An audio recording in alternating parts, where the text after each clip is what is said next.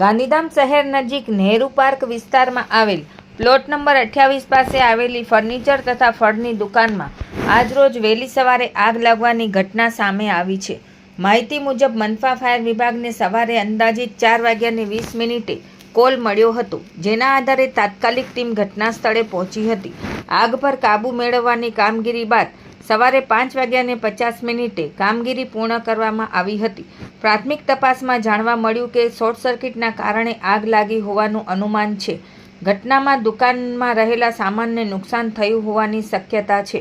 આ આગને કાબૂમાં લેવા માટે મનપા ફાયર વિભાગના ધીરજ કન્નર, પ્રકાશ ઠાકોર અને સ્મિત પરમાર સહિતની ટીમ કાર્યરત રહી હતી અને સમયસર કામગીરી કરીને આગને વધુ ફેલાતી અટકાવવામાં સફળતા મેળવી હતી।